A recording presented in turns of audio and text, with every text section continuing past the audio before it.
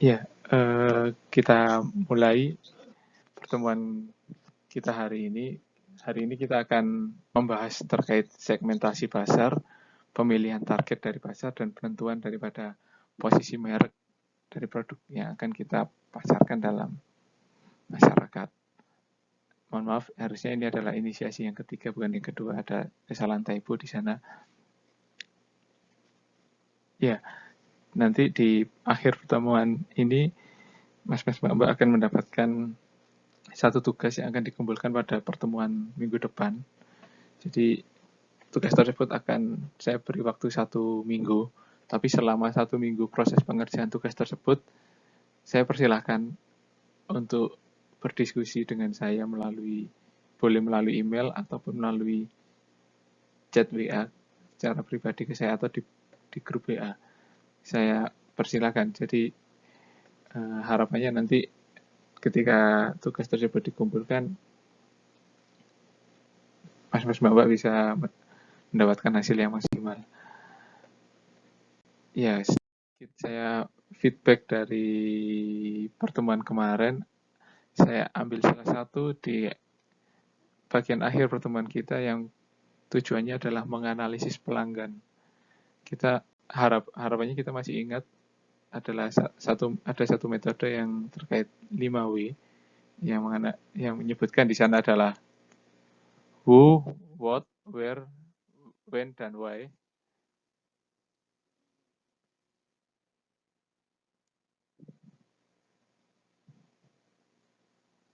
Iya, saya lanjutkan kembali. Mohon maaf, barusan sepertinya ada gangguan. Mohon untuk di-mute untuk suaranya supaya tidak bertabrakan dengan suara saya. Ya, kenapa saya mulai dengan analisis ini? Karena untuk analisis segmentasi, targeting, dan positioning, kita harus mengenal dan mengetahui siapa sih pelanggan kita.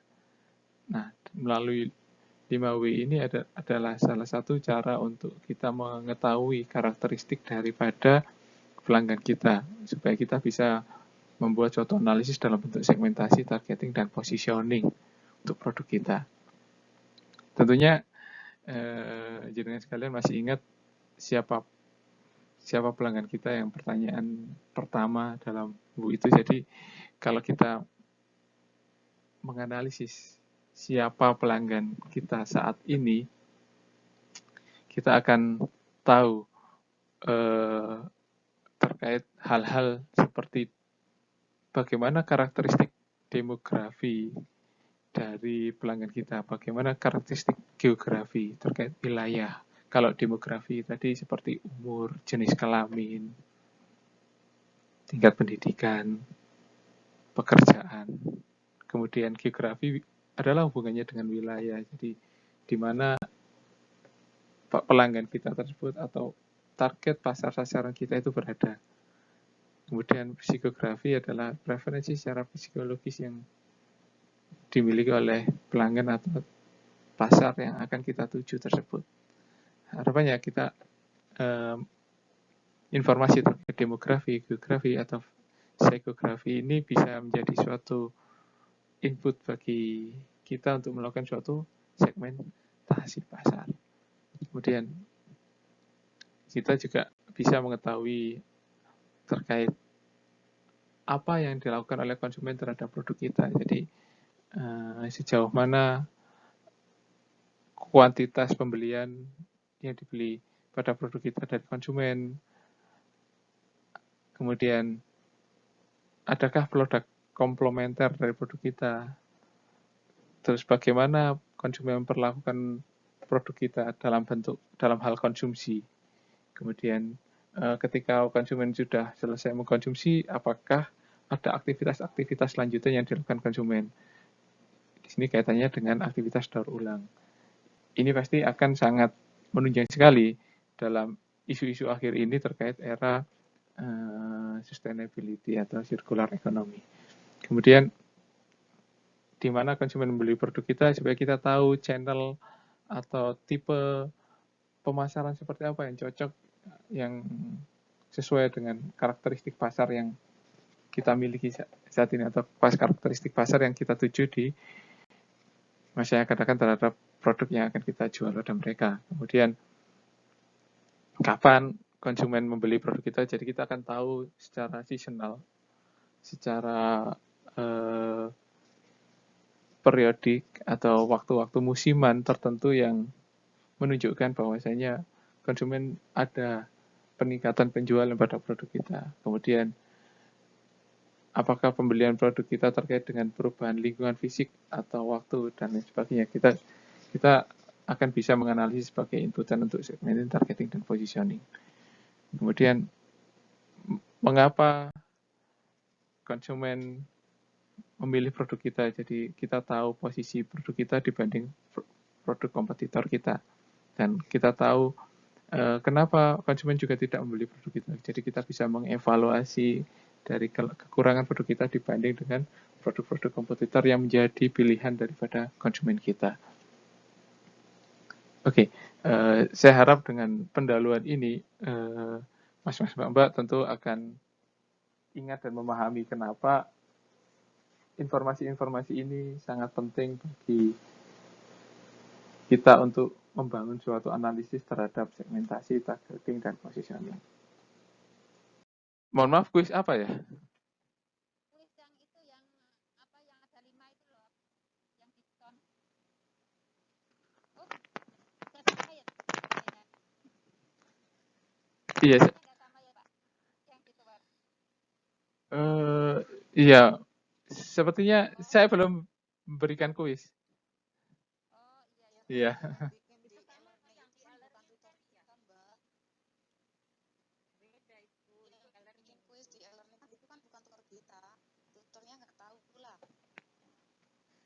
Ya coba nanti saya coba tanyakan.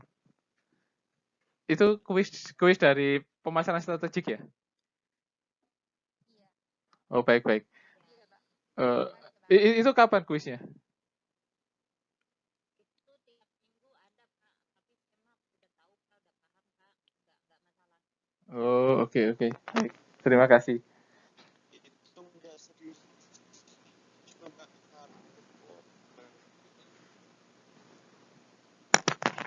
Halo? Kok sepertinya tidak jelas.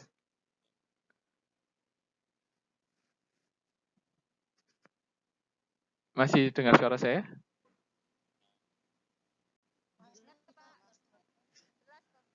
Oke. Ya, baik. Saya lanjutkan ke materi yang baru terkait segmentasi pasar, pemilihan target pasar, dan tentuan dari posisi merek. Ya, saya mulai dari apa yang disampaikan oleh Sun Tzu yang mengatakan bahwa sebuah angkatan perang tidak mungkin memenangkan perang di semua front pertempuran. Jadi, tentu kalau kita sebagai seorang yang mengelola perusahaan, pasti kita nggak mungkin memenangkan semua aspek pertempuran di mana perusahaan kita bersaing. Kalau kita refleksikan dalam diri kita tidak mungkin bisa menang dalam segala hal aktivitas yang kita ikuti. Misalnya, tentu kita memiliki kelemahan. Nah, berdasarkan kelemahan itu membuat tidak semua apa yang kita ikuti dalam persaingan tersebut kita akan menang semua. Tentunya ada kondisi tertentu atau persaingan tertentu kita menang, di persaingan yang lain kita akan kalah. Nah, ini sejalan sama yang disampaikan oleh Sun Tzu bahwasanya kita tidak akan mungkin memenangkan perang di semua front pertempuran. Sama halnya ketika dalam menciptakan atau membuat suatu produk, tidak mungkin produk kita itu akan menang di semua bagian pasar, di semua segmen pasar. Jadi, kalau kita jual, misalnya kita jual minuman, minuman, bisa jadi minuman kita ini hanya digemari oleh anak muda. Tapi orang yang sudah lanjut usia, tidak suka dengan karakteristik minuman yang kita jual. Mungkin karena minuman kita adalah minuman bersoda. Jadi, pada kelompok-kelompok tertentu saja kita akan menang produk kita tersebut. Tapi pada kelompok-kelompok yang lain, produk kita malah tidak digemari. Itu sejalan inline dengan apa yang disampaikan oleh Sun Tzu ini. Maka dari itu, kita perlu memilih pasar tertentu sebagai sasarannya. Jadi, menjadi suatu target di mana produk ini akan kita jual. Harapannya kalau kita tahu dan memfokuskan dalam pasar ini, kita bisa akan mengoptimalkan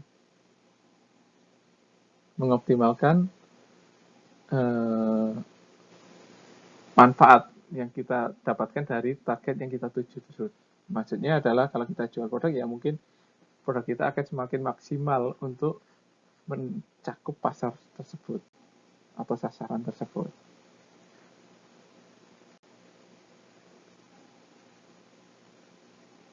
Ya, pencapaian perusahaan dalam target tersebut itu tergantung sejauh mana sih perusahaan itu mampu memahami kebutuhan dan keinginan pelanggan. Hal ini sejalan seperti apa yang saya sampaikan di awal tadi, bahwasanya dalam persaingan itu perusahaan itu berlomba-lomba untuk mendapatkan pelanggan. Ketika perusahaan berlomba-lomba mendapatkan pelanggan, maka perusahaan juga akan berlomba-lomba juga dalam memenuhi kebutuhan dari pelanggan tersebut melalui produknya. Dengan cara yang efisien dan efektif. Perusahaan yang paling efisien dan efektif akan memenangkan persaingan. Nah, pencapaian perusahaan tersebut tergantung sejauh mana perusahaan mampu memahami kebutuhan dan keinginan pelanggan. Karena kalau perusahaan tidak tahu kebutuhan dan keinginan pelanggan, tentu efektif dan efisien ini tidak akan pernah bisa tercapai.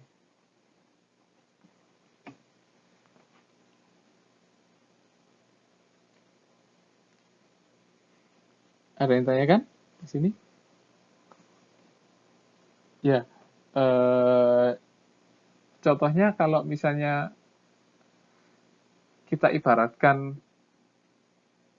fokus ini adalah sebagai busur mata anak panah kita, yang akan kita tembakkan melalui busur panah. Jadi semakin runcing, itu kan semakin dalam. Semakin dia tumpul, maka dia akan semakin tidak ke dalam ketika menancap.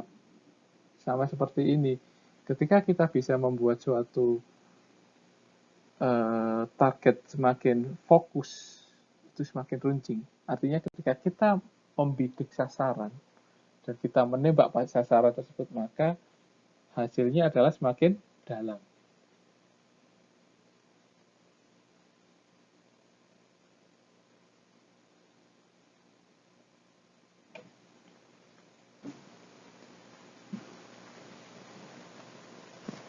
Ya,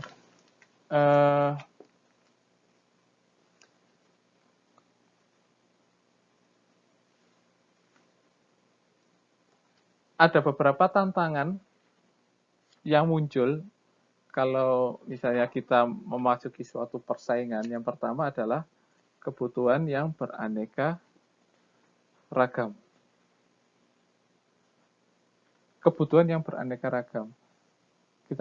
Kita tahu bahwasanya semakin ke belakang ini, semakin mudahnya teknologi informasi memberikan kita akses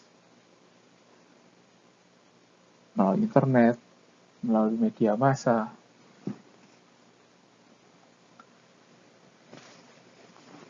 maka membuat kita semakin memiliki pengetahuan.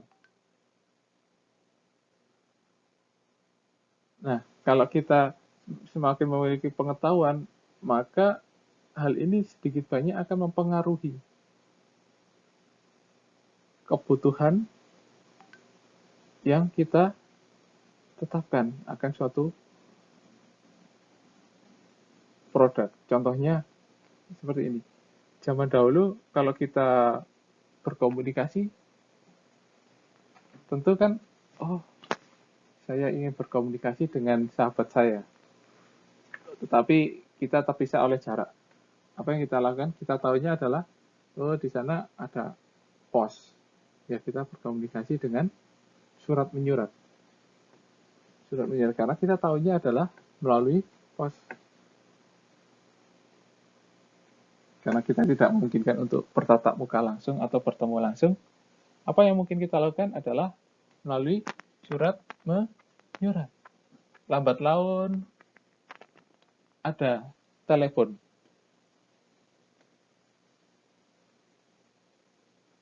Yang awalnya menggunakan surat menyurat, sedikit ditinggalkan.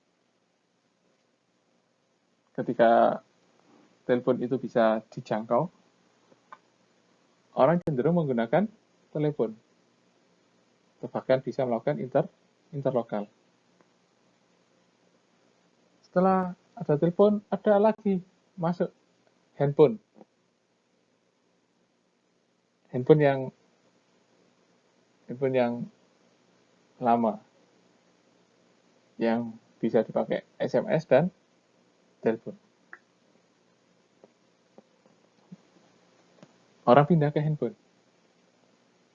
Terus tahu lagi, oh, ternyata handphone itu tidak hanya bisa dipakai untuk telepon dan SMS. Kita bisa ngambil gambar, menyimpan gambar. Dan harganya hampir sama. Oh, orang pindah ke handphone yang bisa buat kamera. Dan seterusnya. Semakin ke belakang ini, kebutuhan orang akan semakin beraneka ragam terkait media komunikasi. Karena ada teknologi informasi yang memberikan kemudahan akses bagi pelanggan untuk mengetahui informasi-informasi tersebut. Sehingga kebutuhan ini akan menjadi semakin beraneka ragam. Oh, ternyata si pemilik handphone ini, yang calon pemilik handphone ini suka berolahraga, suka renang. Wah, tentu semakin spesifik lagi. Saya butuh HP yang anti air, yang bisa saya pakai ketika renang, yang bisa ngukur kalori saya yang saya keluarkan ketika saya berenang. Oh,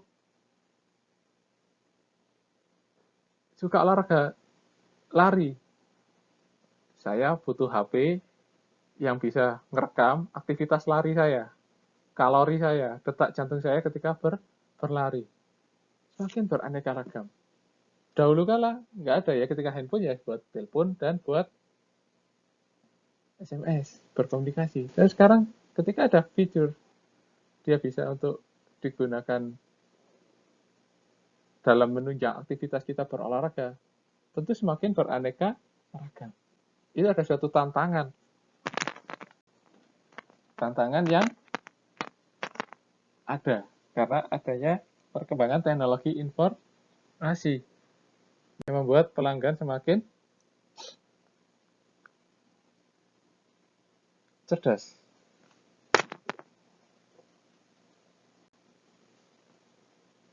Kita tidak, atau contoh lain di luar selain HP, kalau kita lihat minuman. Kalau dahulu ya minuman, kalau kita beli minuman ya minuman yang bersoda atau air mineral. Kalau sekarang air mineral pun ada yang terbagi, ada yang pH sekian, ada yang pH biasa. Begitu juga yang minuman bersoda, low sugar. dan lain sebagainya. Itu menunjukkan bahwasanya kebutuhan ini beraneka ragam. Ini ada suatu potensi pada pasar yang bisa didapatkan oleh perusahaan.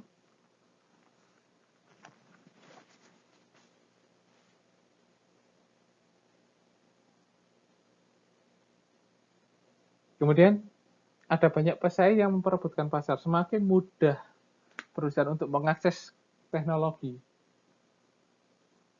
maka akan semakin menunjang suatu perusahaan untuk memasuki suatu persaingan. Maka pesaing itu akan semakin banyak. Kalau zaman dahulu, kalau misalnya kita mau masuki suatu persaingan, kita terbatas karena kita tidak memiliki teknologi. Tapi teknologi di masa yang saat ini semakin mudah kita dapatkan, semakin mudah kita akses. Karena perkembangan teknologi itu semakin cepat. Membuat suatu siklus hidup produk juga semakin cepat. Ya, ini ada suatu tantangan dalam suatu persaingan. Kemudian adanya kemampuan perusahaan yang terbatas. Kembali lagi, walaupun semua ada peluang, akses di sana juga ada, tetapi tidak semua perusahaan memiliki kemampuan yang sama dalam hal sumber daya. Ini menjadi suatu tantangan bahwasanya perusahaan harus menentukan berdasarkan kemampuan yang ada, berdasarkan peluang yang tersedia, bagaimana strategi mereka untuk bisa bertahan dan memenangkan persaingan.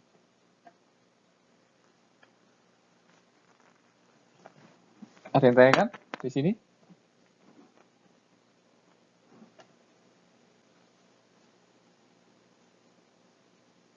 Masih dengar suara saya? Masih, Pak. Oke. Ya. Sebenarnya berdasarkan kode, ya. Ada yang tanyakan?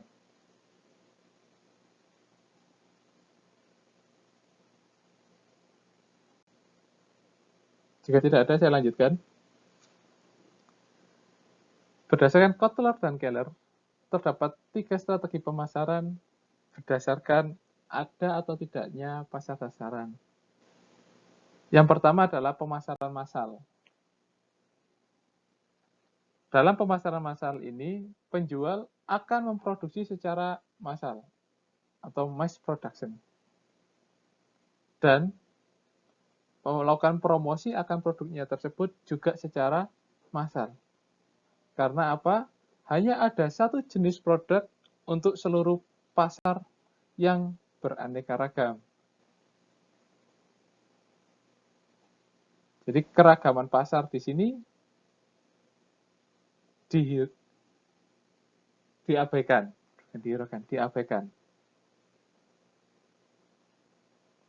Perusahaan memperlakukan pasar sebagai sesuatu yang homogen. Jadi walaupun ada heterogenitas dalam pasar tersebut, tapi perusahaan mengestimasi pasar memiliki kondisi yang homogen.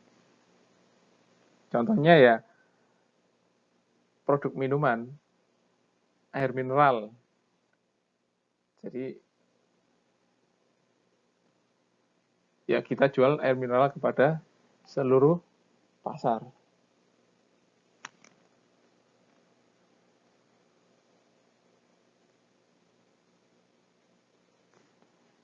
Kemudian yang kedua adalah pemasaran variasi produk.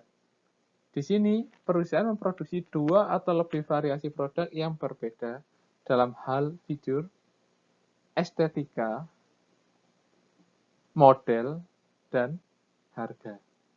Dasar pertimbangan yang digunakan oleh perusahaan tersebut adalah bahwasanya pembeli itu memiliki preferensi atau selera yang berbeda.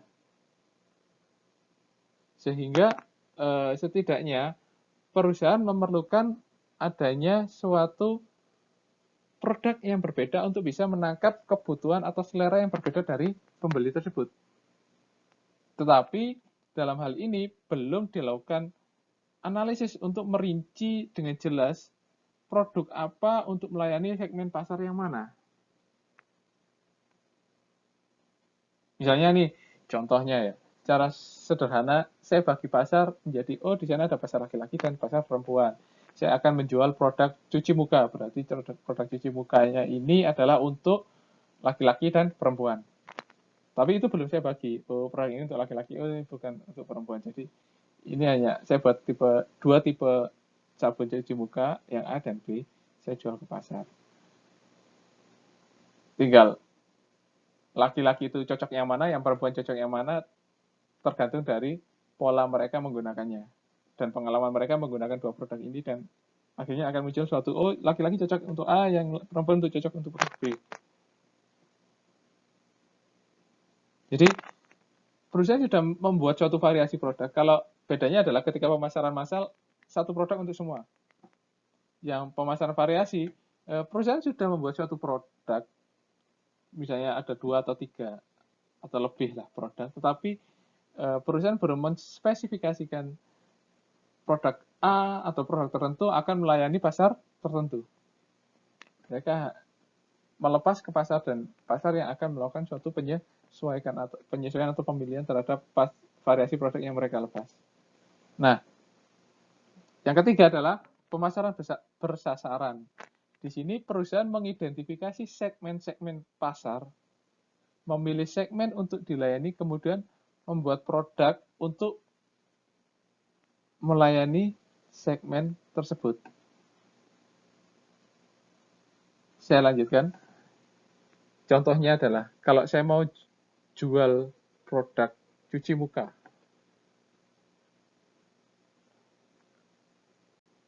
saya coba analisis. Tidak geografi, ya mungkin kalau geografi nanti akan panjang lebar, tapi saya coba menggunakan satu faktor untuk segmentasi. Saya coba pakai laki-laki dan perempuan dari faktor demografi. Jadi di sana ada jenis kelamin, kemudian ada usia, jenis kelamin, usia, dan jenis aktivitas.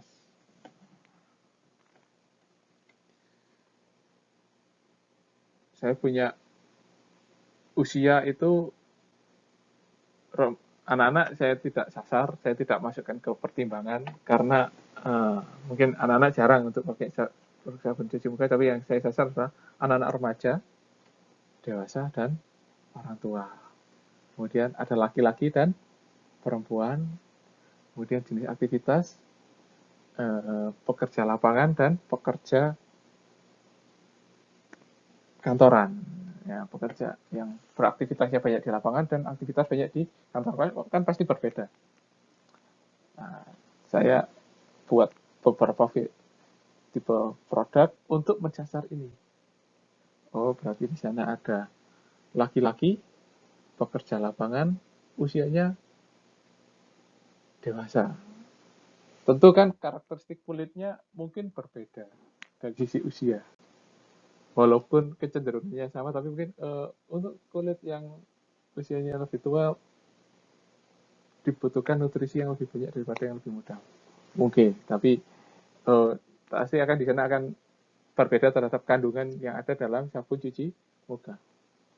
Nah, itu adalah contohnya ketika kita membuat suatu pemasaran bersasaran. Kita sudah menspesifikasikan produk tertentu untuk melayani pasar tertentu, segmen pasar tertentu maksud saya. Ada yang tanyakan di sini? Atau ada yang kurang jelas?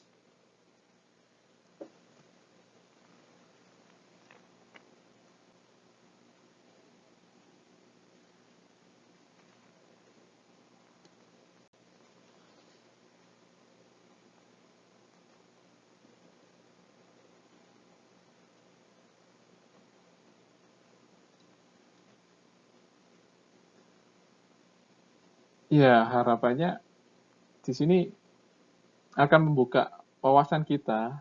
Kalau misalnya nanti kita ingin membuka bisnis, kita akan tahu harusnya kita itu akan melayani pasar yang mana sih, segmen pasar yang mana. Sehingga kita buat produk ini tidak ngawur, maksudnya ya tidak satu untuk semua. Karena kalau seperti itu kan kita akan kurang efisien. Karena tentu tidak mungkin produk kita akan memuaskan seluruh segmen pasar. Maka dari itu kita harus memilah-milah mana yang potensi untuk produk dari perusahaan kita.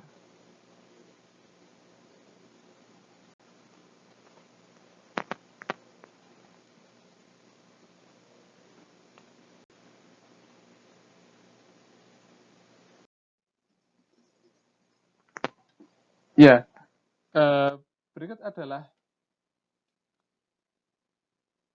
keuntungan dan beberapa kondisi yang membuat kita tidak perlu untuk melakukan suatu segmentasi. Tapi sebelumnya kita masuk ke keuntungan terlebih dahulu. Apa sih yang menjadi suatu daya tarik ketika kita melakukan suatu segmentasi? Dalam hal ini adalah keuntungan. Yang pertama adalah kalau kita bisa melakukan segmentasi dan kita bisa menentukan suatu pemasaran bersasaran, yang pertama adalah alokasi sumber daya pemasaran yang lebih efisien. Seperti yang saya jelaskan tadi, ketika kita bisa menganalisis pasar kita, kemudian kita memilah-milah pasar kita berdasarkan segmen tertentu, tentu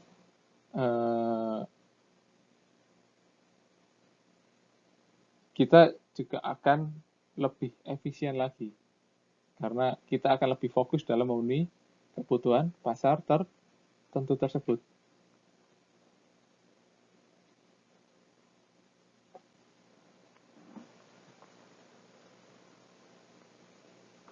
Berbeda kalau misalnya kita akan membuat suatu produk untuk menyasar pasar secara keseluruhan. Tentu karakteristiknya atau fitur yang ada dalam produk tersebut harusnya lebih kompleks dan kondisinya pasti lebih umum lagi. Contohnya gini, kalau kita mau buat suatu produk sabun cuci muka tadi, sabun cuci muka ternyata kan dari tadi ada yang laki-laki perempuan, dari jenis kulit laki-laki dan perempuan sudah berbeda kan.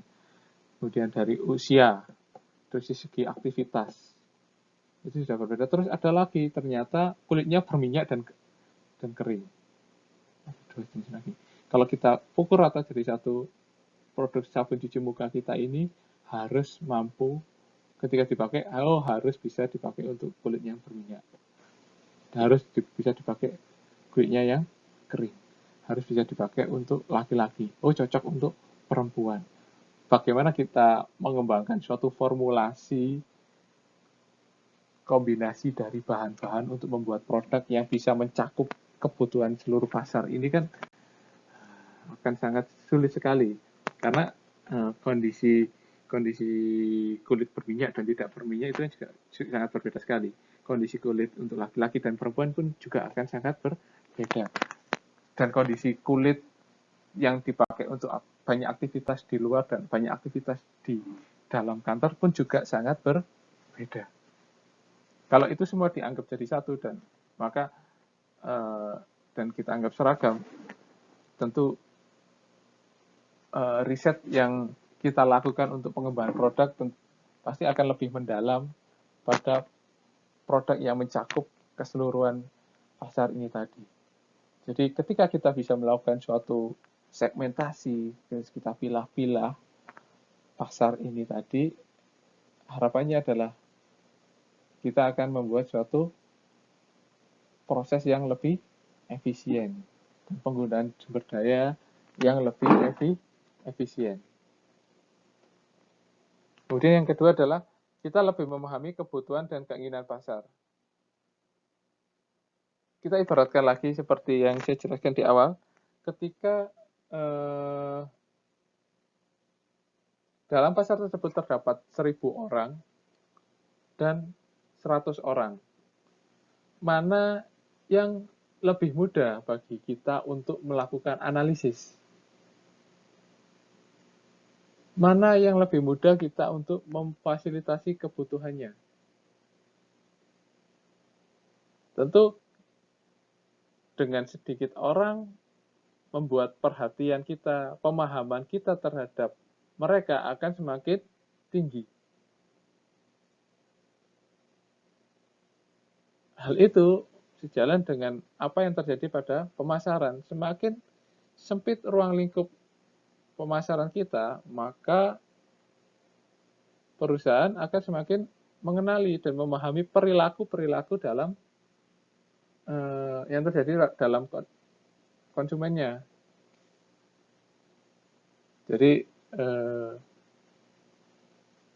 kita akan semakin mudah untuk mendalaminya karena fokus kita semakin terpusat.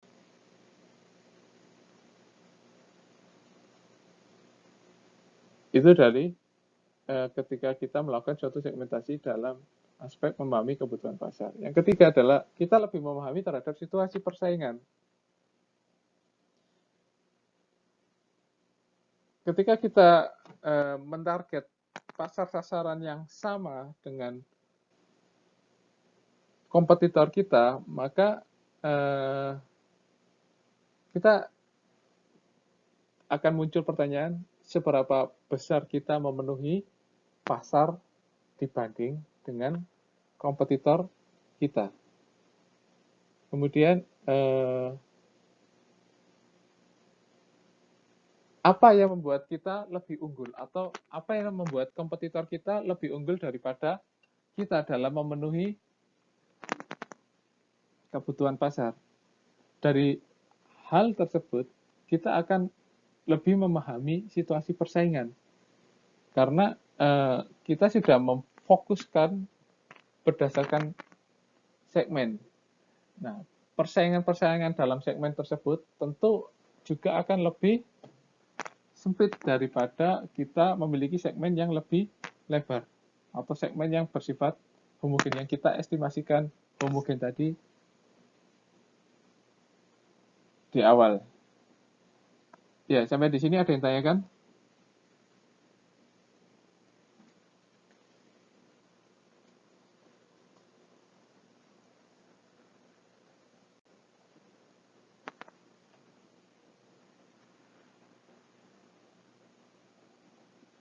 Ada Pak, lanjut Pak. Baik. Hal yang sebaliknya adalah sesuatu kondisi yang membuat kita tidak perlu melakukan suatu segmentasi pasar. Yang pertama adalah ketika kita akan menjual produk atau jasa kepada suatu pasar yang ukurannya terlalu kecil. Akibatnya kalau kita pilah-pilah lagi menjadi tidak efektif dan tidak bernilai ekonomis karena pasarnya memang terlalu sedikit.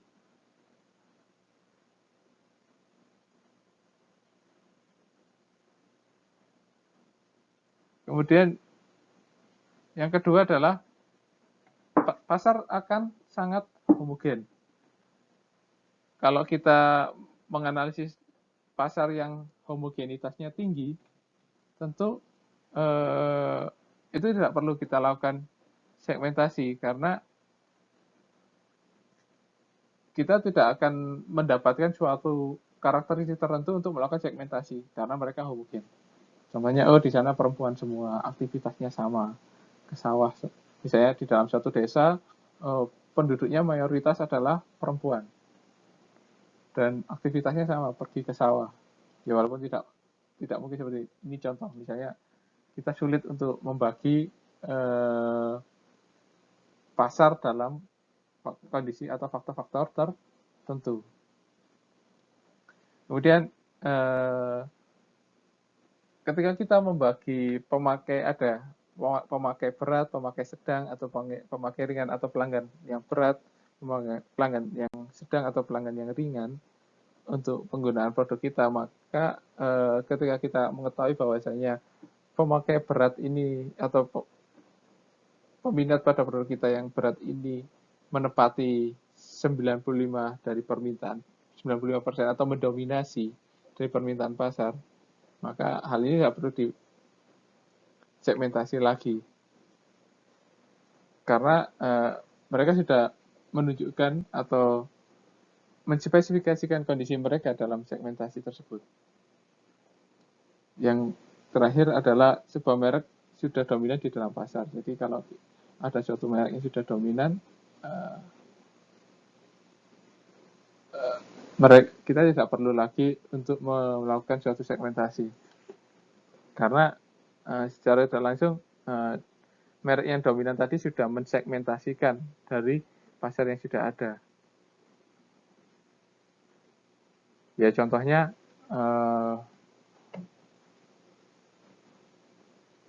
minuman teh botol sosro. Mereka mencoba mengeneralisir pasar mereka dengan apapun makanannya, minumannya teh botol sosro. Itu adalah contoh. Berarti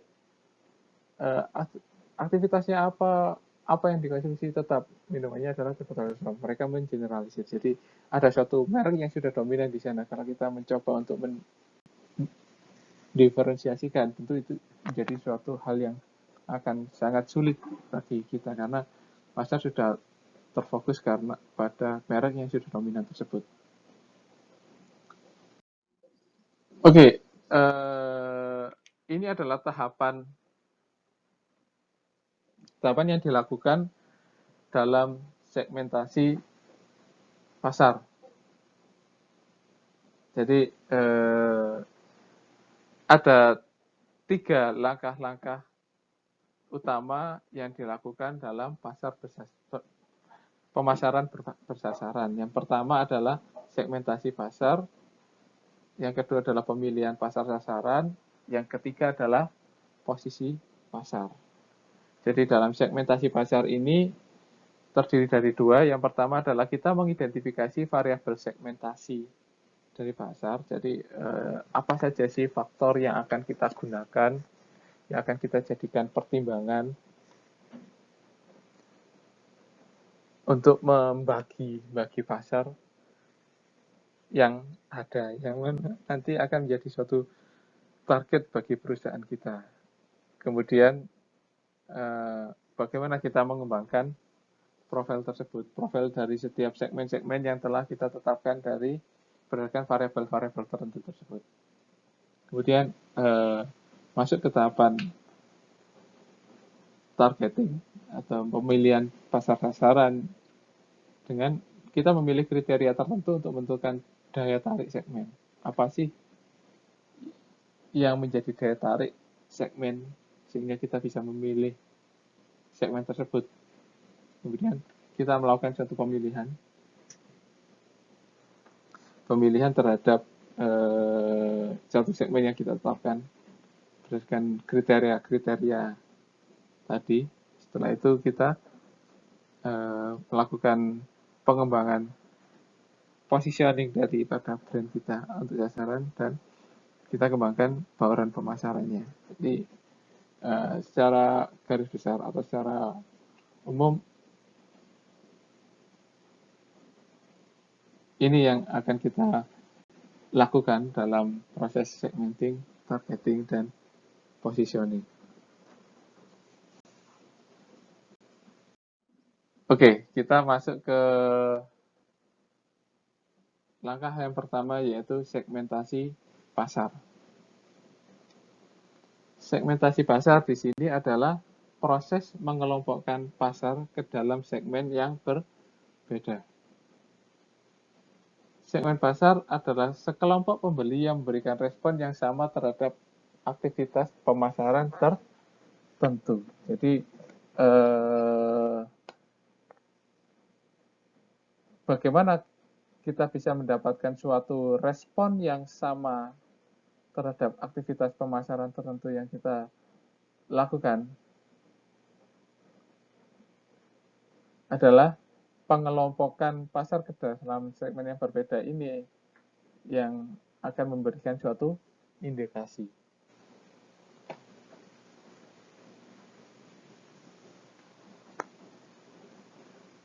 Nah, dalam proses pengelompokan pasar ke dalam segmen berbeda ini kan kita membutuhkan sebenarnya apa variabel-variabel yang akan kita gunakan. Ya, di sini kita akan tahu ada 4 secara umum yang biasanya kita pakai dalam mendeskripsikan variabel dalam melakukan suatu segmentasi. Yang pertama adalah geografis, yang kedua adalah demografis, yang ketiga adalah psikografis, dan yang keempat adalah perilaku. Ya, kenapa geografis itu kita menjadi suatu pertimbangan?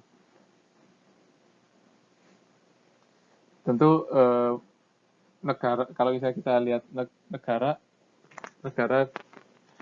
penduduk atau pasar di negara tertentu pasti berbeda dengan negara yang lain, karena di sana ada suatu budaya juga yang berbeda. Kemudian dari wilayah juga seperti itu.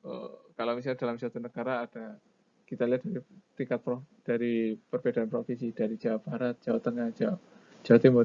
Jadi pasti ada suatu membuat perbedaan yang antara wilayah satu dengan yang lain itu pasti ada. Kemudian yang ketiga, kabupaten atau kota pasti kan berbeda antara kabupaten dan kota, karena kebiasaannya atau budaya yang ada di kota dan yang ada di desa kan pasti berbeda. Misalnya nih, kalau misalnya kita mau jual suatu pakaian untuk negara Indonesia dan negara Taiwan, contoh aja, pasti kan berbeda. Preferensinya berbeda, karena apa?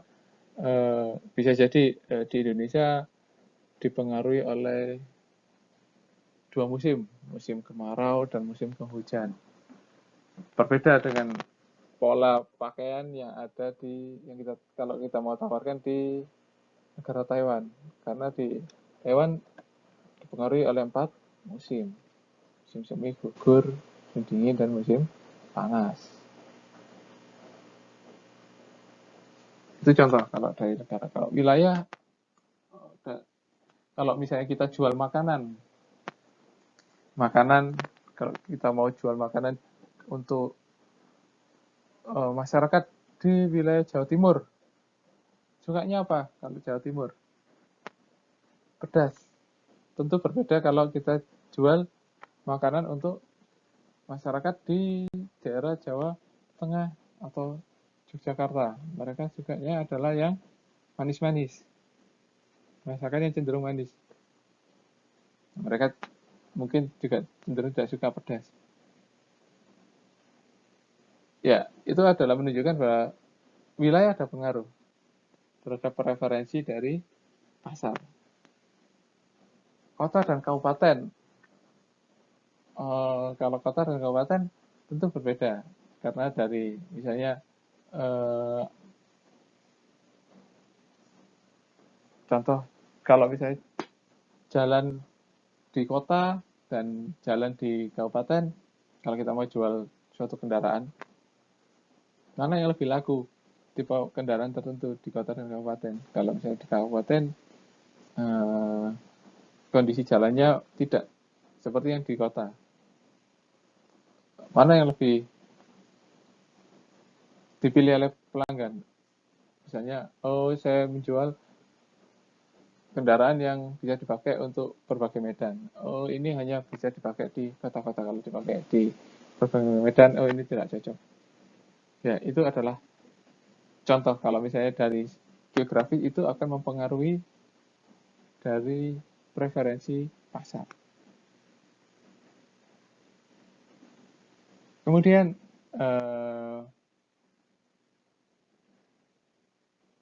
dari sisi demografis tentu ada usia, jenis kelamin, tingkat penghasilan, pekerjaan, tingkat pendidikan. Ya, dari sisi usia sudah jelas preferensi anak-anak, remaja, dewasa, orang tua. Kalau misalnya kita mau jual pakaian, fashionnya anak-anak tentu berbeda sama anak remaja. Beda dengan lagi orang yang dewasa. Beda lagi dengan orang tua. Jenis kelamin sudah sangat berbeda sekali kalau kita jual pakaian jenis kelamin laki-laki dan perempuan itu berbeda. Kita jual pakaian untuk penghasilan yang berbeda juga akan sangat berbeda sekali. Pekerjaan kita jual pakaian untuk orang pekerja kantoran atau pekerja proyek itu akan sangat berbeda sekali. Tingkat pendidikan juga akan berbeda untuk menilainya.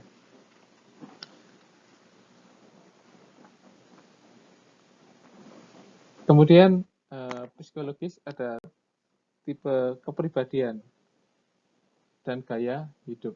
Pastikan kalau lifestyle sekarang ini yang sangat menjadi preferensi. Saya bergaya hidup sehat, mengurangi konsumsi gula, berarti makanan atau minuman yang low sugar menjadi preferensi, atau makanan-makanan yang sehat.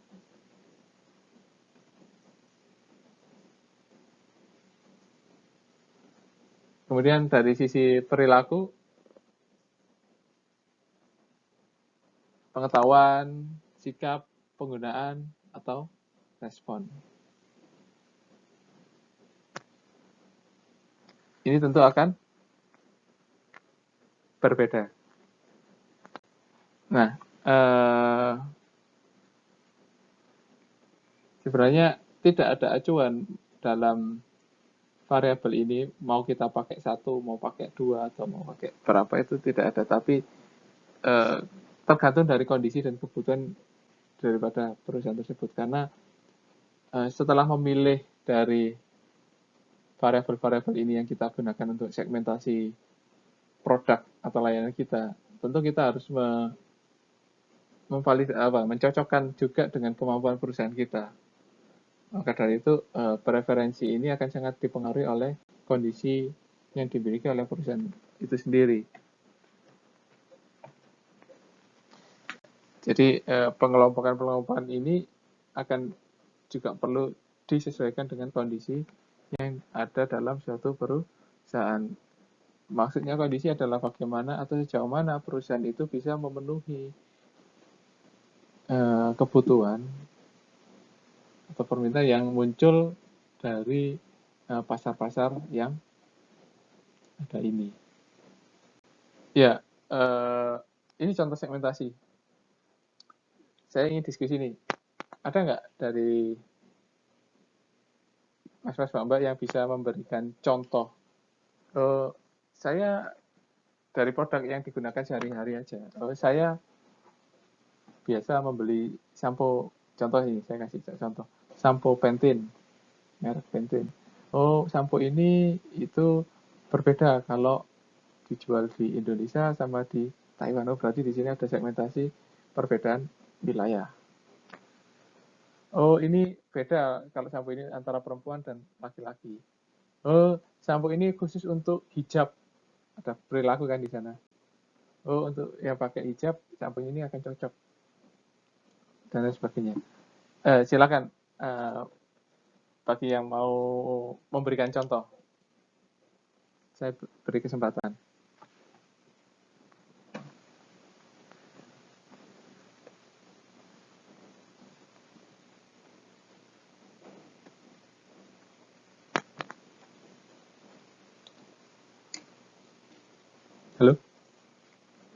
Masih dengar suara saya? Pasti, Pak. Iya, Pasti, Pak. silakan yang mau memberikan contohnya. Produk apa, terus oh ini produk ini tuh menyasar segmen A, B, C, D. Nah, ini kan variabelnya sudah ada. Saya tampilkan di layar, tinggal sampaikan aja menurut analisis dari penjenengan semua. Jangan lupa sebutkan namanya terlebih dahulu, biar saya catat sebagai keaktifan.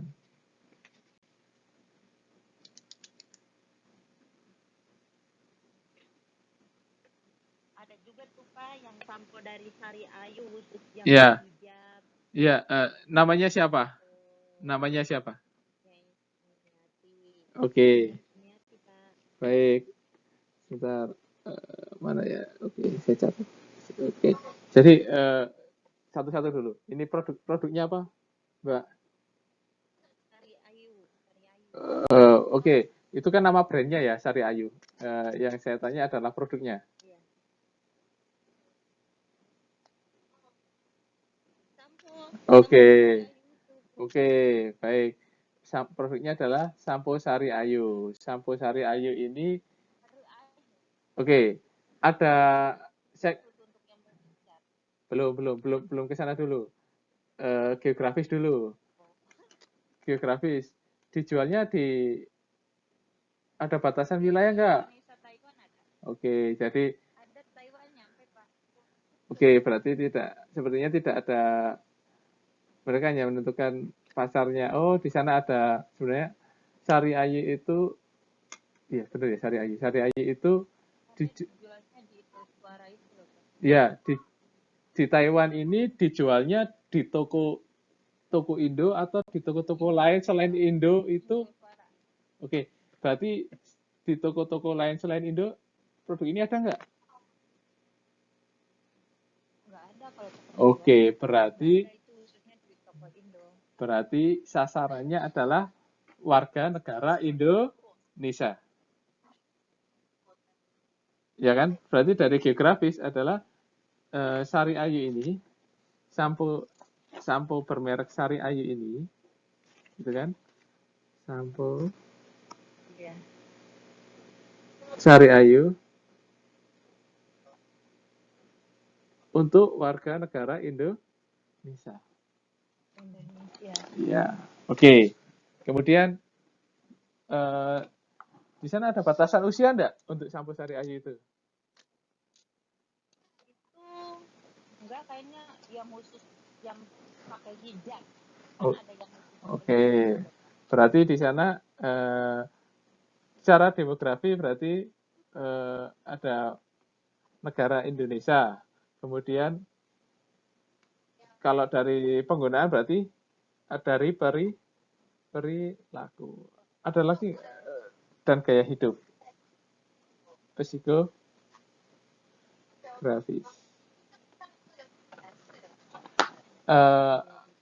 Dan jadi di sini untuk segmentasi pasar secara sederhana kita analisnya adalah untuk sampo Sari Ayu itu mempertimbangkan empat variabel ini. Yang pertama adalah dari sisi geografis. Dari sisi geografis adalah sasarannya adalah warga negara Indonesia. Kenapa kok warga negara Indonesia? Tadi ketika saya berikan pertanyaan,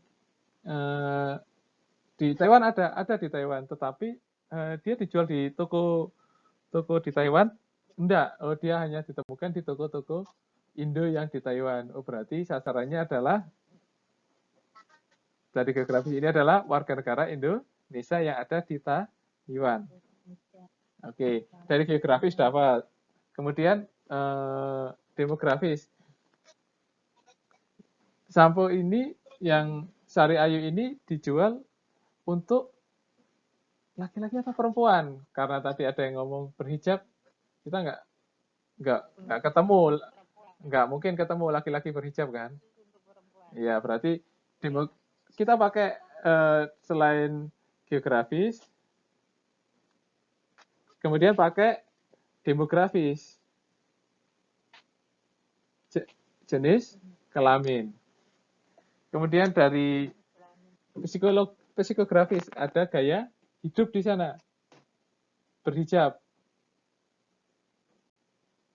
Ya, karena hijab. Jadi ada psikografis. Kemudian ada perilaku juga. Karena mereka tahu ternyata pasar tahu kalau misalnya orang berhijab dan tidak berhijab itu membutuhkan sampo yang berbeda. Tentu entah nanti untuk menjaga kelembapan, biar tidak kering dan lain sebagainya, kebutuhannya dan lain sebagainya. Atau rambut tidak mengembang atau seperti apa mungkin ya. Ini saya coba menganalisis. Jadi ya dari Mbak Nyai Sumiati tadi produknya yang diberikan contoh adalah sampo Sari Ayu. Yang digunakan dalam segmentasi menggunakan variabel geografis. Kenapa kita tahu dari indikator tadi? Negara Indonesia, demografis, jenis kelamin. Karena untuk yang berhijab sudah pasti untuk perempuan. Psikografisnya gaya hidup pakai hijab. Kemudian perilaku, ada pengetahuan karena perbedaan itu atau penggunaannya dalam dipakai untuk hijab. Ya, ini contoh yang bagus. Ada lagi yang bisa memberikan contoh yang lain? Silakan. Itu Pak. Namanya siapa dulu? Nama saya Siti Maida. Oke. Mbak Siti, ayo. Itu produk itu ya, Vaseline body lotion. Oh, body lotion. Ya, di Taiwan ada, di Indonesia ada, tapi bedanya kalau di Indonesia itu produknya fokus karena orang Indonesia itu kan kulitnya sawo matang. Tapi kalau nyari produk itu yang mengandung whitening sama UVA, UVB yang buat biar nggak hitam gitu loh Pak, kalau kena sinar matahari, perlindungan dari sinar matahari. Tapi kalau di Taiwan produknya itu kebanyakan mengandung kayak shortening atau moisturizer buat ngelembapin, kan karena orang ini udah putih sih nggak butuh putih, butuhnya kayak biar kulitnya lembab kan, apalagi kalau pas musim dingin gitu Pak. Iya. Yang dicari. Oke, sebentar. Jadi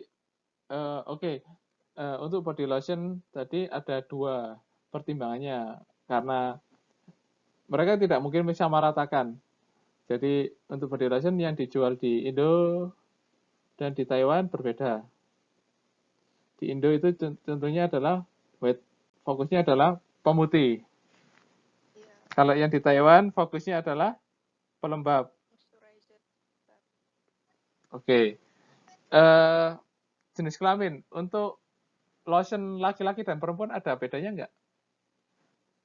Kayaknya nggak ada Pak, soalnya bisa dipakai buat semua jenis kelamin.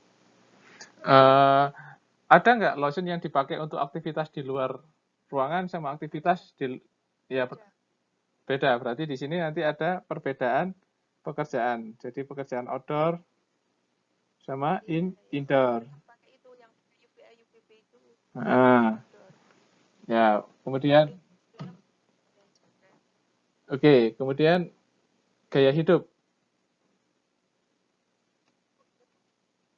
Gaya hidup kalau mungkin kalau di Indonesia kan kebanyakan ini sih Pak, orangnya dari pakaiannya kan beda sama orang sini. Pengaruh enggak? Pengaruh. Oke, ada gaya hidup. Kemudian dari penggunaan tadi ya, outdoor, indoor sama sikap dan pengetahuan. Oke. Ya. Bagus sekali. Contohnya tadi dari lotion, terima kasih. Satu lagi, saya kasih satu produk, mungkin ada yang mau menganalisis nih, sama seperti yang saya lakukan di dua contoh yang awal tadi.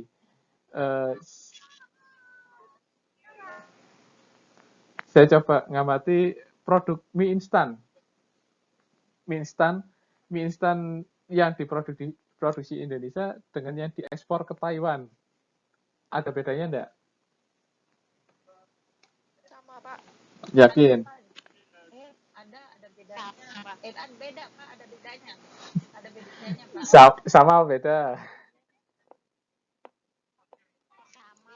Saya beda. Apa-apa. Cuma kalau saya di beda. Taiwan kayak lebih ke ini ya, kayak bungkusnya. Misalnya kan kalau orang sini nggak bisa bahasa Indonesia, makanya kalau bungkusnya itu pasti ditulis bahasa Mandarin. Biasanya tulisannya tulisan Mandarin. Tapi kalau komposisinya dari rasa sama bungkusnya sama ini sama sih. Sama ya? Sama Pak. Kalau Saya beda Pak. kandungan bumbunya Beda Pak. sama? Beda. MSG di MSG-nya itu dikurangi atau tetap? Mungkin dikurangi Pak. Soalnya dulu ada kasus ya Pak. Satu-satu. Sebutkan namanya biar saya bisa catat. Saya dulu ya Pak. Siapa? Saya dulu ya Pak.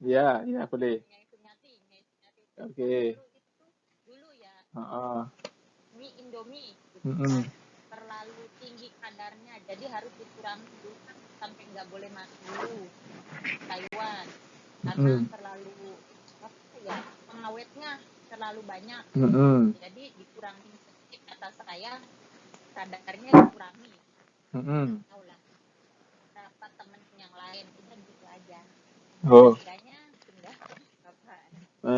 Ya. Oke, terima kasih. Jadi ada isu bahwasanya pengawetnya yang harus disesuaikan. Berarti otomatis di sana ada penyesuaian. Kalau misalnya ada pengaruh geografis, misalnya gini, Indofood mau mencasar pasar Taiwan, berarti di sana mensegmentasikan penduduk di negara Taiwan, berarti sudah segmentasi mie instannya arahnya ke geografis. Geografis apa? Negara Taiwan. Oke, Taiwan. Negara Taiwan. Regulasi di sana seperti apa? Pengawetnya rendah. Atau sederhananya nggak pakai. Micinnya sedikit. Gitu kan. Berarti harus menyesuaikan yang ada di sana. Ya, kalau saya lihat dari penjelasan Mbak Nyai Sumiati, di sana, di Taiwan ada persyaratan pengawetnya rendah, berarti bagaimana Indofood ini akan menyesuaikan terhadap peraturan atau regulasi tersebut. Oke, selanjutnya yang lain.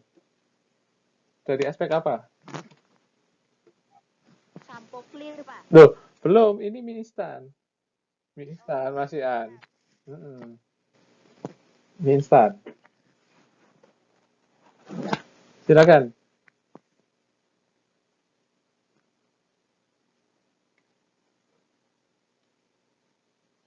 Loh, kok tadi rame, sekarang kok udah sepi?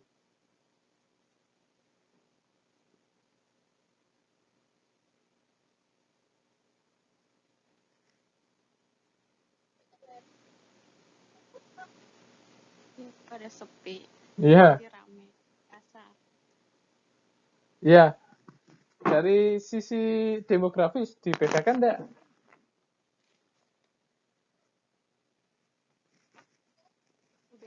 Enggak ada kan? Semua kayaknya bisa menikmati ya. Tidak pakai demografis. Kalau psikografis, ada enggak? Semua bisa. Apa tidak mencasar orang-orang yang kebutuhannya instan, semuanya serba cepat, jadi perlu mie instan.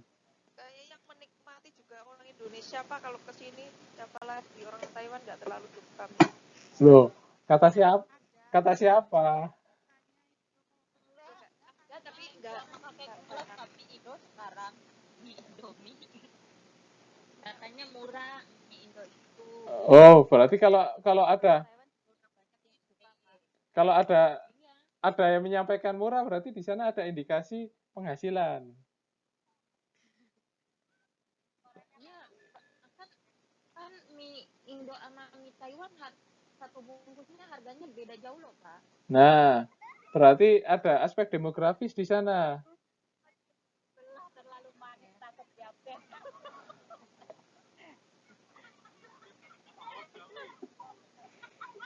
Ya, itu tadi yang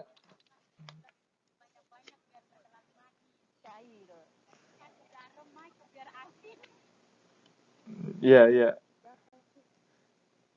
Itu tadi yang jawab siapa saja? Sebutkan aja namanya biar saya catat. Bisa nyati terus apalagi itu.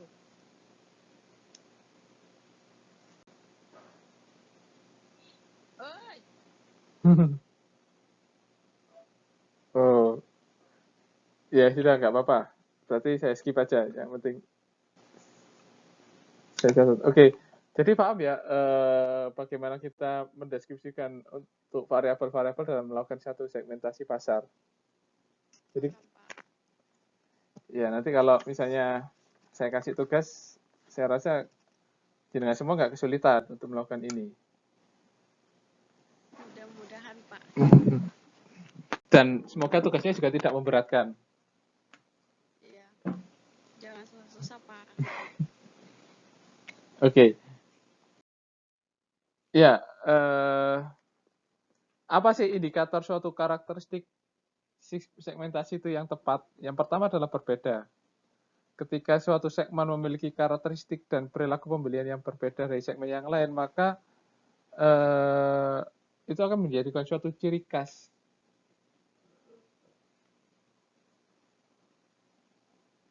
Kayak Indomie. Iya. Kan itu Iya. seleranya, Pak. Ciri khasnya Indomie. Iya. Kayak teh botol. Tetapi ketika kita sudah membuat suatu karakteristik yang berbeda, harapannya perilaku individu-individu di dalam segmen yang kita karakteristikkan tadi itu harusnya sama.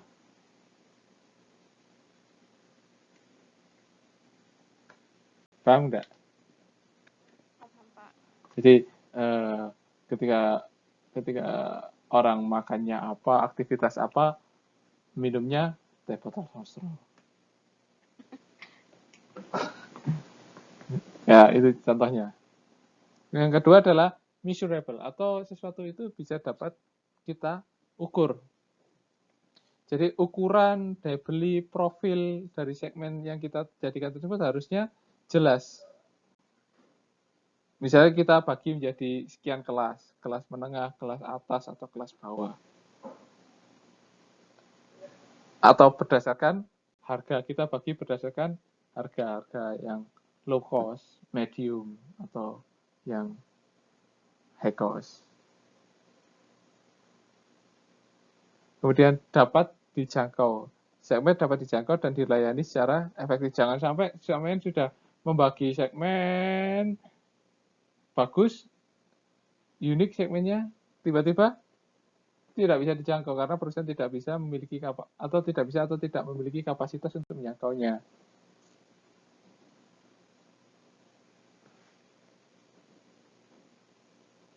Misalnya nih, contohnya kalau misalnya kita punya suatu perusahaan membuatnya adalah sarana transportasi, sepeda motor.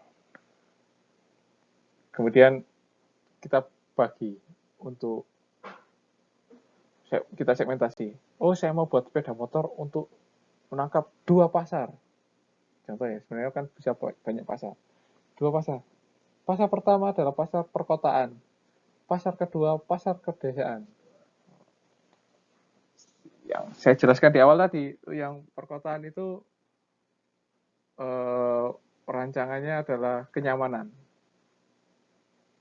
Kalau yang di desa, pedesaan itu karena jalannya adalah tidak seperti di kota, infrastrukturnya berbeda, yang di desa di kota itu berbeda. Maka kita coba buat itu lebih kokoh daripada yang di kota. Bukan berarti di kota tidak kokoh, tapi yang di desa jauh lebih kokoh karena karakteristik medannya. Pertanyaannya, ketika mau menjual produk tersebut ke desa, apakah bisa menjangkau ke desa tersebut. Oh, ternyata akses ke desa tersebut susah. Hanya bisa dilewati satu kendaraan. Harus keluar masuk pegunungan. Ya, itu akan menjadi suatu tantangan atau preferensi tertentu dalam memilih segmen. Yang keempat adalah cukup besar. Jadi segmen pasar yang dihasilkan harusnya cukup besar dan cukup menguntungkan untuk digarap. Ketika kita bagi segmen tadi, oh ternyata berisi 10 atau 100 ribu orang. Kan pasti berbeda. Berbeda dengan orang yang berada dalam segmen yang isinya hanya ya cuma 100 orang, 300 orang. 300 orang ternyata yang bermain dalam persaingan tersebut 10 perusahaan. Kalau dibagi rata masing-masing 30 orang. Kan tidak menguntungkan.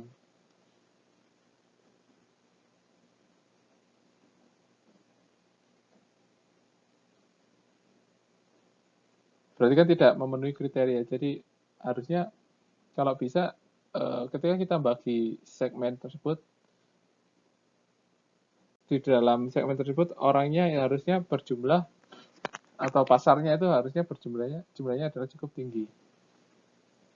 Semakin tinggi akan semakin menarik untuk dimasuki dalam suatu persaingan. Yang terakhir, karakteristik yang tepat adalah dapat digarap. Buat suatu programnya harusnya bisa digarap. Ini contoh.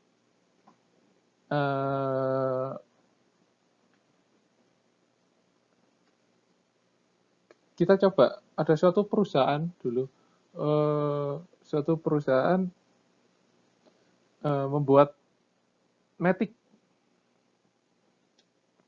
Tujuannya adalah perusahaan sepeda motor ini membuat Matic adalah untuk menangkap pasar berdasarkan jenis kelamin perempuan. Kemudian dibuatlah suatu brand, suatu perusahaan yang tujuannya adalah melayani pasar perempuan tersebut. Tetapi apa yang terjadi? Tidak serta-merta pasar yang perempuan tadi memilih produk varian tersebut karena mungkin ada beberapa pertimbangan, mungkin dari dimensi yang tidak sesuai atau kenyamanan dan lain sebagainya. Akhirnya pasar tidak beralih ke yang baru tersebut. Pasar malah bertahan pada produk-produk yang lama. Artinya pembagian segmentasi berdasarkan jenis kelamin pada produk tersebut tidak berhasil. Berarti tidak mampu untuk digarap. Karena berdasarkan contoh tersebut, bagi pasar ini tidak signifikan membantu. Karena secara fungsional mereka sudah dapatkan dari produk yang sebelumnya. Oke. Ada yang tanyakan dari karakteristik ini? Jadi tahu ya, kalau ketika jenengan semua nanti menentukan suatu segmentasi pasar, indikator apa yang membuat suatu segmen itu tepat atau tidak itu kita tahu dari indikator-indikator dari perbedaan dapat diukur, dapat diakses, menghasilkan populasi dalam segmen yang cukup besar dan mampu untuk digarap.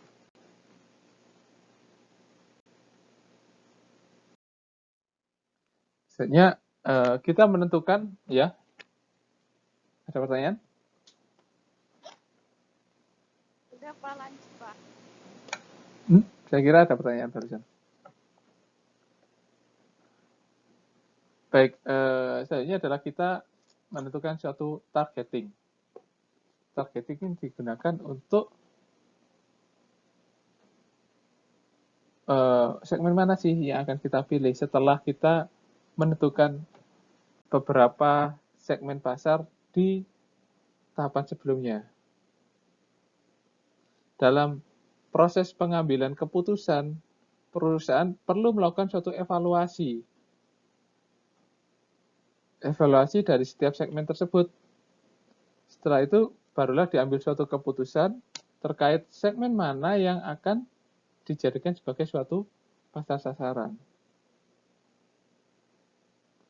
Yang pertama adalah ukuran pertumbuhan segmen. Perusahaan perlu mengumpulkan data tentang tingkat permintaan dari pasar dan tingkat pertumbuhan dan tingkat kemungkinan atau probabilitas ya, kemungkinan dari keuntungan yang bisa didapatkan oleh perusahaan dari masing-masing segmen.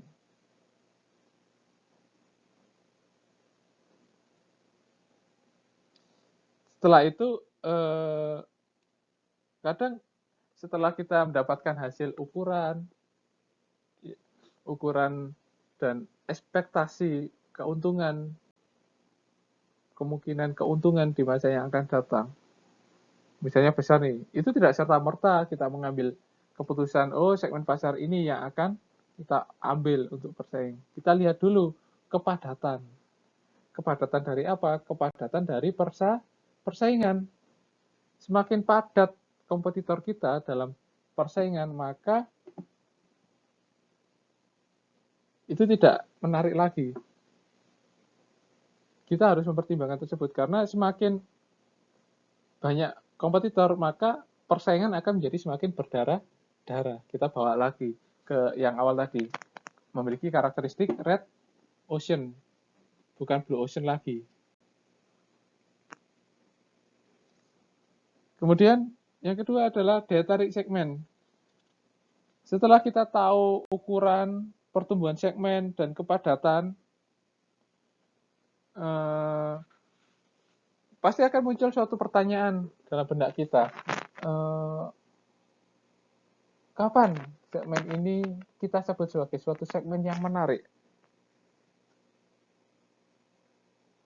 Nah, kita kembalikan lagi pada kriteria atau preferensi yang muncul dari perusahaan. Bisa jadi satu segmen itu akan sangat menarik bagi suatu perusahaan, tetapi bagi perusahaan yang lain dia menjadi tidak menarik.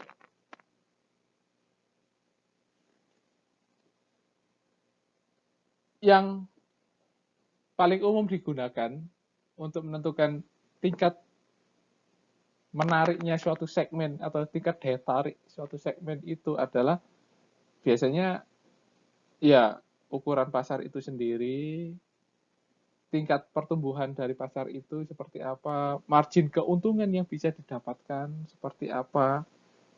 Margin keuntungan ini ketika kita bermain dengan kompetitor yang memiliki teknologi yang canggih, kemudian skala ekonomi yang tinggi, kemudian mereka sudah berpengalaman tinggi, tentu efisiensinya akan sangat tinggi. Kita akan bersaing dengan harga yang kompetitif. Semakin harga kompetitif, margin keuntungan akan semakin rendah. Karena kalau kita tidak bisa melakukan efisiensi dalam produksi kita, dalam biaya produksi kita, ya harga produk kita akan semakin tinggi.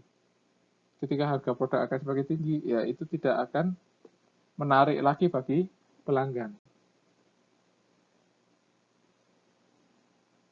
Ya, hubungannya sama intensitas persaingan, ada teknologi yang dibutuhkan, resiko adanya inflasi, dampak lingkungan, politik, pengaruh-pengaruh sosial, ekonomi, budaya, dan lain sebagainya. Kemudian, yang ketiga evaluasi adalah terkait sasaran sumber daya perusahaan.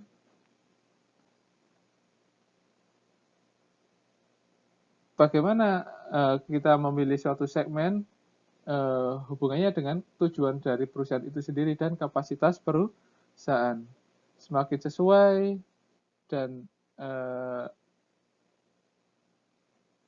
sesuai dengan tujuan perusahaan kita dan sesuai dengan kapasitas yang dimiliki oleh perusahaan kita, maka itu juga akan semakin menarik. Kalau semakin tidak sesuai ya maka semakin tidak menarik. Karena tujuannya adalah kita tetap bisa berada dalam persaingan dan memenangkan suatu persaingan. Ketika kita tidak memiliki sumber daya yang memadai untuk bisa tetap berada dalam persaingan, maka kita tentu tidak akan bisa masuk ke dalam suatu persaingan tersebut. Oke, ada yang tanyakan di sini?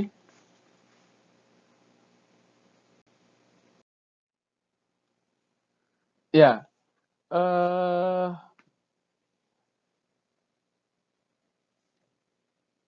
terdapat 3 strategi pemasaran yang biasa kita pahami. Yang pertama adalah undifferentiated marketing strategy. Yang kedua adalah differentiated marketing strategy dan concentrated marketing strategy. Kita bahas satu persatu. Apa itu undifferentiated marketing strategy? Jadi ini hampir sama seperti penjelasan di awal. Undifferentiated marketing strategy adalah perusahaan menganggap semua segmen pasar itu sama. Jadi setiap perbedaan yang ada dalam segmen itu dianggap sebagai suatu pasar. Fokusnya bukan pada apa yang membuat mereka berbeda, tapi apa yang membuat segmen itu sama. Yang perlu dilakukan adalah perusahaan akan mengidentifikasi perilaku-perilaku yang bersifat universal pada semua segmen. Nanti kita cari sebenarnya apa sih yang universal di sini. Harga yang murah, minuman yang menyegarkan, dan lain sebagainya. Kemudian yang kedua adalah differentiate marketing strategy. Perusahaan membuat beberapa bauran pemasaran yang ditujukan untuk beberapa segmen. Jadi karena perusahaan membuat beberapa bauran pemasaran, maka biaya yang dibutuhkan lebih besar. Karena produksi dan kegiatan pemasaran tidak lagi dilakukan secara massal, tetapi secara mengikuti variasi daripada produk yang berbeda tadi. Kemudian yang ketiga adalah concentrate marketing strategy. Strategi ini dilakukan karena perusahaan memiliki sumber daya yang terbatas. Sehingga perusahaan tidak mampu untuk memasuki semua segmen yang ada dalam pasar. Maka dari itu, perusahaan memusatkan diri pada satu segmen saja. Sehingga perusahaan akan mampu memahami kebutuhan pelanggan lebih baik karena dia terfokus pada salah satu segmen saja. Nah, ini ada 3 macam strategi. Kalau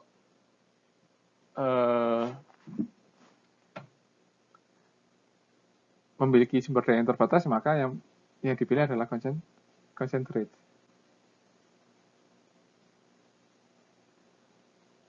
Ya, 5 faktor yang menjadi pertimbangan dalam memilih segmen.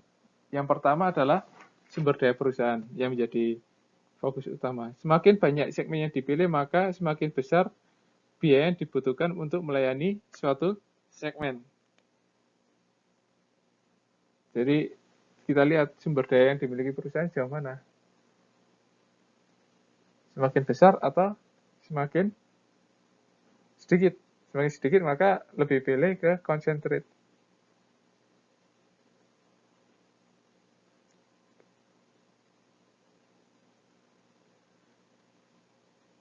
Kemudian yang kedua adalah tipe produk. Tipe produknya seperti apa? Memiliki diferensiasi yang tinggi apa yang rendah? Kita tahu produk yang memiliki diferensiasi yang tinggi atau rendah adalah dilihat dari variasi produk yang ada di pasaran. Semakin banyak diferensiasinya, maka semakin tinggi.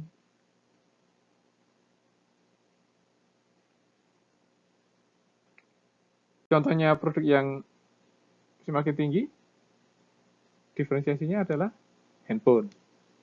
Yang diferensiasinya semakin rendah apa? Biasanya bahan pokok, gula, garam, itu diferensiasinya rendah sekali. Mungkin gula pasir, gula cair, atau gula bubuk, itu gula ya. Beras, ya, beras tinggal mereknya aja. Ya, beras pasti sama kan. Atau kalau beras dari negara yang berbeda mungkin sedikit berbeda karena karakteristik dari berasnya. Kemudian tahap daur ulang, dalam daur hidup produk. Jadi kita harusnya mengetahui dari siklus hidup produk.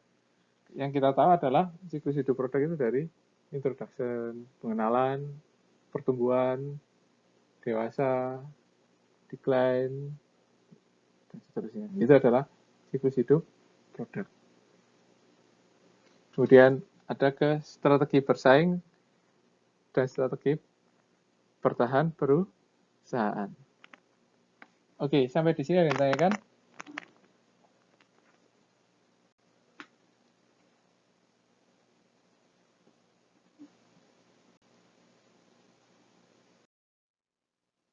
Selanjutnya adalah menetapkan posisi merek. Jadi, positioning itu adalah sebagai cara konsumen atau pelanggan mendefinisikan produk pada atribut-atribut penting apabila dibandingkan secara relatif dengan pesaing. Jadi,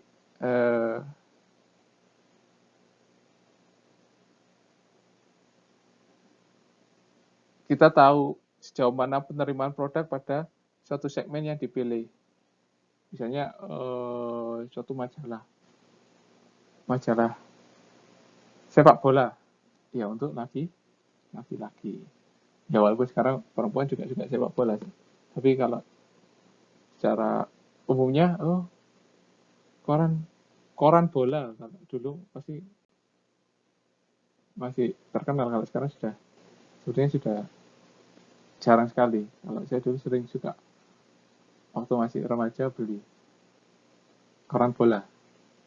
Oh, ini untuk laki-laki, untuk remaja. Contohnya seperti itu.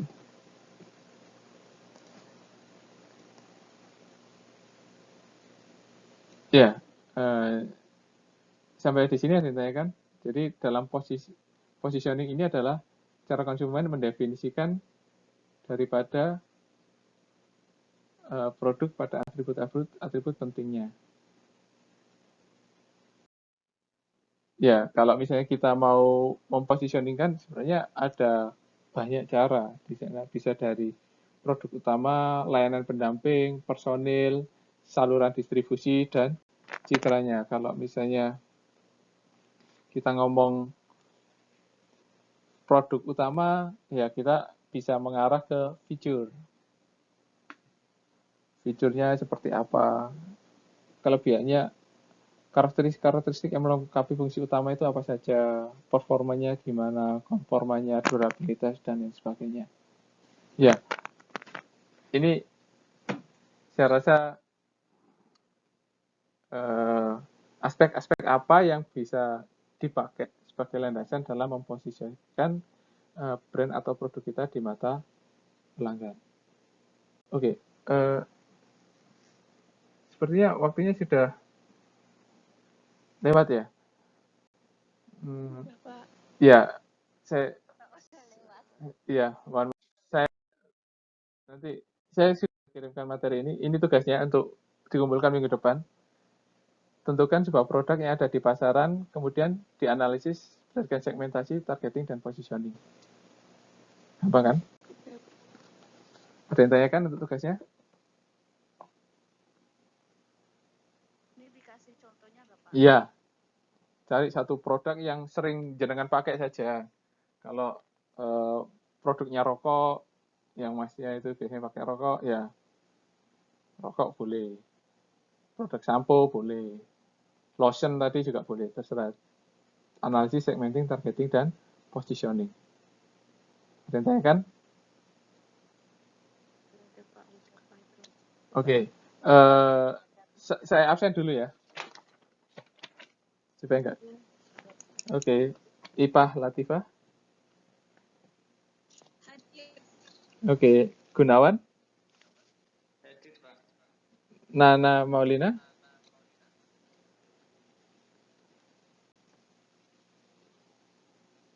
Tidak ada.